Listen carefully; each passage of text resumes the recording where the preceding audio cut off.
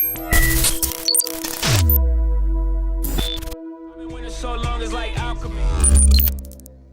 right, here we go. Sunday afternoon, can the Warriors complete the sweep? And clearly, this man ain't going to be a no low T commercial. Manu getting it done on and off the court. And early on, it was the Spurs as expected with more energy. Gay steps in the passing lanes, quick turnover. 7 of them to start the game for Golden State. Here's another one. Look at big LA rumble all the way down the court. Can he go coast to coast? No, but look at the Spurs running the floor. The hungrier team, and Danny Green finally got a 3 to drop. 3 of them on the night as the others finally contributing for the Spurs in this series. Now watch Quinn Cook. He can't switch on this. This is too much of a mouse in the house. Light work, Aldridge spin, and a lay-in. Now usually you measure effort level by rebounding, and Golden State killed the Spurs on the glass. But the luck usually favors the aggressor. So they got the calls and they got the bounces of the balls, as you see Rudy Gay and one there crashing the glass. As the Spurs and the whistles slowed Golden State's rhythm, they had no choice but to feed with the Slim Reaper, and he did feed on this night. Heavy KD ISO ball during this game, but how about this kid DeJounte Murray? He's like, don't dare me to shoot that. A series high 26 minutes in this game. How about 3 huge 3-pointers from the youngster? But anybody who watches this team, Golden State, knows how will they answer in the third quarter. This time it's the 7-footer Euro stepping past a hater for the jam. But Golden State would eventually go small, so there wasn't much of JaVale in this second half. You see him step through with a nice finish.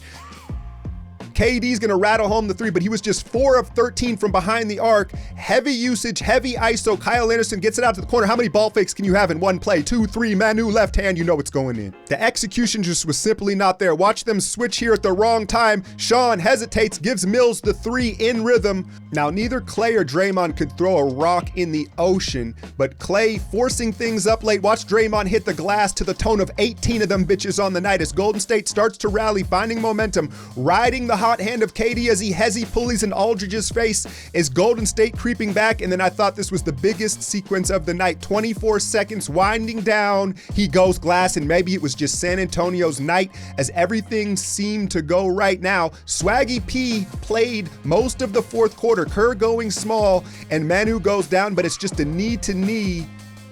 And the veteran knows that pain and knows he'll be all right. Plus, he gets the juice as this San Antonio crowd showed up as they should have in an elimination game and gave them an extra push late as Manu took over, scoring 10 of his 16 in the fourth. That left hand, it just doesn't matter where he's at. If he gets it up, it's going in. More penetration as they pull away. How about the corner one? Hasn't hit one all series, it feels like.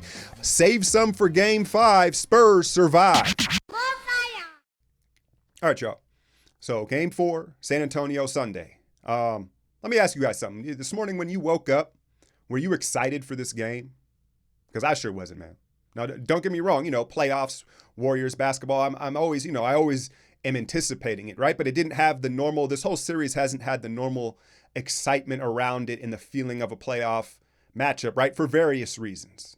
And that's how I woke up this morning. And I think that's how the Warriors woke up, man. It was kind of clear, right? They came out 7 turnovers in 5 minutes, and they just didn't have the energy or intensity to match San Antonio in desperation mode. So, there was that. But I thought that ultimately they ratcheted up the effort. If you watch, what did Draymond have? Crazy amount of rebounds. JaVale, David West in particular. The effort was there. It was the execution that was lacking. Now, there were several other factors in this game. I'm going to point out the home whistle. Am I shocked by it? No, but Manu Ginobili and the amount of charges that he draws, he just has a golden ticket on those charges. But they, let's credit the Spurs as well. They were kind of due to shoot better, especially at home. You saw DeJounte Murray 3 of 3, Kyle Anderson 4 of 4, right? Everybody seemed to find the net eventually in this game for San Antonio. And so in the second half, we abandoned the motion offense and went heavy KD ISO, and he delivered. High pick and roll with he and Draymond, and there's no real answer for it. The game was ugly. The refs really had an impact on the whistle. I thought the whistle really broke the rhythm of the game throughout the third quarter. And I'm not saying they were calling it either way. It was just whistle after whistle. It just made it less enjoyable to watch. Now, you go into the fourth quarter. Mind you, I thought JaVale McGee played very well in the first half of the game. And in the fourth quarter, down about 7 or 8 points pretty much throughout the second half, Steve Kerr made a gamble and he went small. And what he did was he decided to go ahead and test drive Nick Young for the first time in these playoffs. Now, I know he's played a few minutes at the end in garbage time here, but these were the first real meaningful minutes for Nick Young in a playoff game. And the results were mixed. Now, I thought that he was aggressive and aware. But again, some things you just can't teach as far as decision making and IQ. And he wants to switch everything, right? Even when you don't have to. Just because he has to travel 15 feet across the lane doesn't mean you should switch. It means you should hustle up and stay on your guy so they don't get the matchup they wanted. So Manu finished with 16, and he had 10 of those in the fourth quarter with Nick Young on him. And I also feel like since we were so heavy ISO pick and roll with KD, the spacing he generated wasn't really needed. If you watched how KD was operating, how he was going, was it really creating anything? Because he didn't knock down a shot. So I'm not killing Kerr for the decision. I think that he kind of realized the game, that it wasn't our night, and so he wanted to see what Nick would give him. But I think that ultimately they would have been better off with JaVale, who played much better as a vertical spacer, or even Sean just as a defender, right? And then you saw, I think Draymond and some of these guys were tired.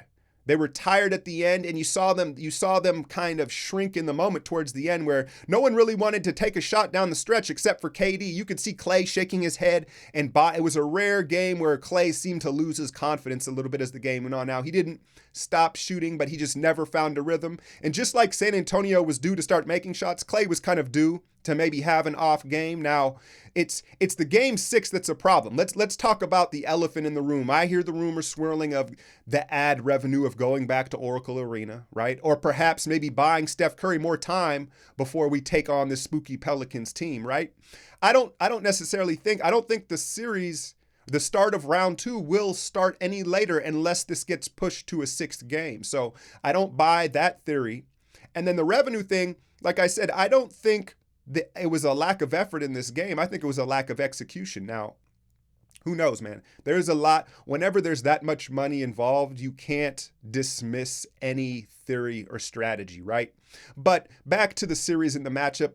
Going back, we had to go back to Oakland anyway, right? So there's no more travel time on us. We got to go back home anyway. If we can take care of business in 5, like I originally predicted the series to go, I would say it's no harm, no foul. Now, obviously, you got to play those 48 minutes, and you got to come out of them unscathed, right?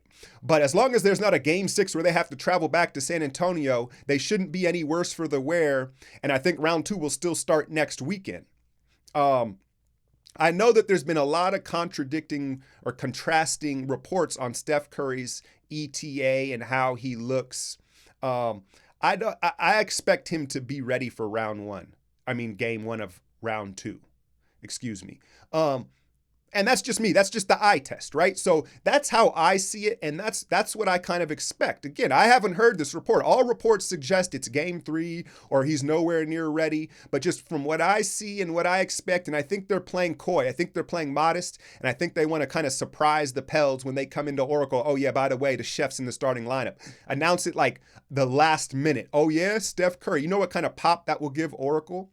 Now, that said, Rajon Rondo and Drew Holiday, not exactly an ideal matchup to come back and get your legs against, right? Hit that like, share, and subscribe. I'm out, y'all.